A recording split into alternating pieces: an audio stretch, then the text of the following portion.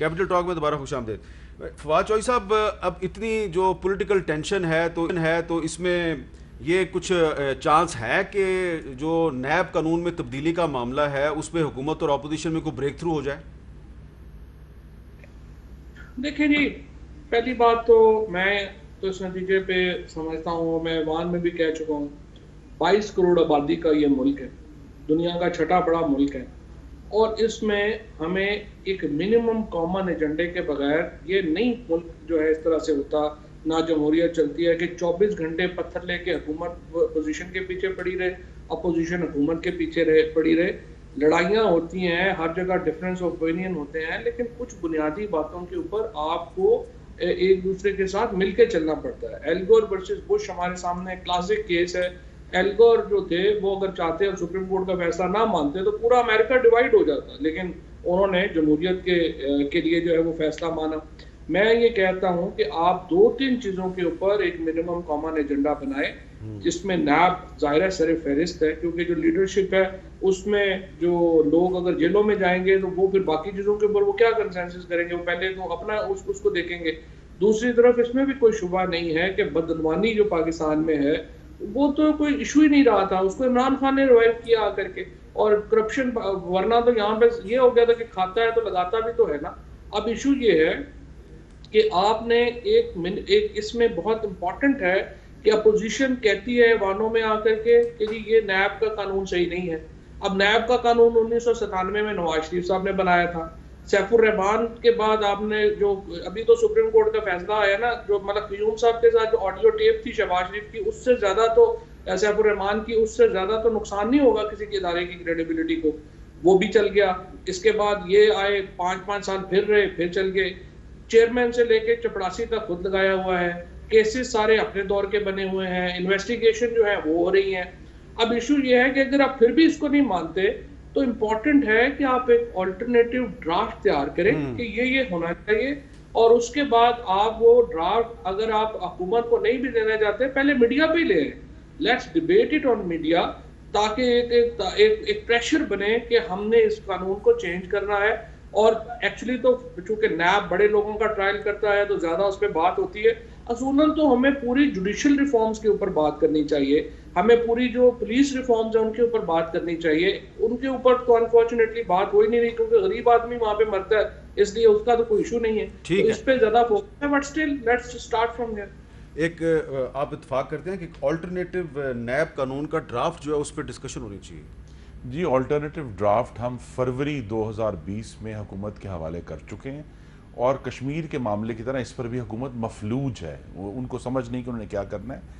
और अगर हमने करप्शन की बात करनी है तो इस हुकूमत के दौर में 100 अरब से ज़्यादा के दवाइयों के स्कैंडल हुए हैं, आटे का स्कैंडल आज भी चल रहा है, चीनी का स्कैंडल जारी है, लेकिन पेट्रोल का स्कैंडल कमेटी बनी है नैब कानून के हवाले से, उसमें बातचीत तो शुरू हो गई है। जी, बातचीत किस वजह से हो रही है? क्योंकि ये हुकूमत नैब का दादा बनाने जा रही है। एंटी टेररिज्म एक्ट में अमेंडमेंट के जरिए एक सेक्शन 9A ऐड किया जा रहा है जो हुकूमत की तरफ से आया है, जिसके अंदर सेक्रेटरी दाखिला जो वफाक के हैं और सेक्रेटरी होम सूबों के हैं, उनको लामहदूद इख्तियारात दे दिए, किसी को भी पकड़कर 90 दिन के लिए फेंक दें अंदर। ये जो कानून है जिसका जिक्र कर रहे हैं आप, इंसदाद दहशतगर्दी में तरमीम का कानून, ये पिछले हफ्ते आना था, लेकिन फिर हुकूमत और अपोजिशन की आपस में कोई अंडरस्टैंडिंग हुई है और अंडरस्टैंडिंग से नहीं आया वो। जी, अंडरस्टैंडिंग वही हुई कि जब हमने उनको कहा जो आज हमने इस मोदी यार ऑर्डिनेंस के साथ किया कि अगर ये आया तो बहुत खराबी होगी ऐवान में बदमजगी होगी, ऐवान में हम रेजिस्ट करेंगे, मजामत करेंगे, क्योंकि पाकिस्तानियों के हकूक सलब करने की ये जो इस हुकूमत की मजमूम कोशिश है, हम उसे कामयाब नहीं होने देंगे। अच्छा, नाज बलोच साहब, बिलावल साहब ने आज बड़े वाज़ेह अल्फाज में कहा कि हुकूमत और अपोजिशन नैब कानून के बारे में बातचीत करे। जी, ये बात जो बिलावल भुट्टो साहब ने आज कही है, ये बार बार हमने कोशिश की है कि इसके ऊपर काम हो, और ये बिलावल भुट्टो साहब पहली दफ़ा नहीं कह रहे।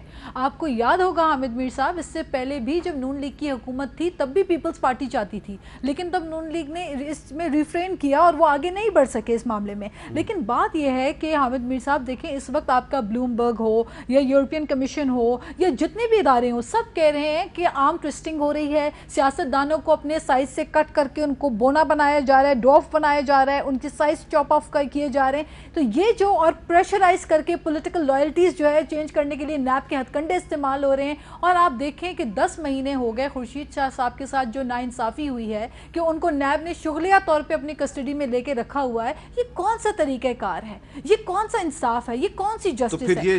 राजा परवेज अशरफ ये साहब मामला जो है गए। ये आप प्रपोज करें ना कि अमेंडमेंट होनी चाहिए नैब लॉ में। देखिए हम तो चाहते हैं अमेंडमेंट हो नैब लॉ में, और हम इसलिए चाहते हैं कि जो जमहूरियत का नुकसान इस नैब के वजह से हो रहा है, ये आने वाले वक्त में जो कांटों वाला हार ये पिरो रही है, ये पीटीआई के गले में डलने वाला है। ये खुशफहमी में ना रहें कि कल को एक कुर्सी उतरी और इनके ऊपर ये केसेस नहीं होंगे। इनके केसेस बन रहे हैं, इनकी फाइलें तैयार हो रही हैं, लेकिन बात यह है कि जो ये पैरागॉन के वर्डिक्ट में कोर्ट ने फैसला किया है, जो रिमार्क्स कोर्ट के आए हैं, ये हुकूमत के लिए आई ओपनर है और नैब के जो चेयरमैन है उनके लिए एक चार्ज शीट है। और असूली तौर पे आप उनको इस इस्तीफा हुकूमत की दे देना तरजीहात चाहिए। नोट फरमाएं, क्या तरजीहात सामने आई हैं? क्यों मालूम जब का- एंटी टेररिज्म एक्ट में आइन के खिलाफ एक बड़ी काला कानून और ये मोदी का यार अच्छा, मैंने ईद के चांद पे भी बात करनी है, लेकिन फवाद साहब आपने इस पे कोई बात करनी है, ये इस पॉलिटिकल डिबेट को खत्म करने के लिए कोई बात आपने रिस्पॉन्ड बैक करना है इनको?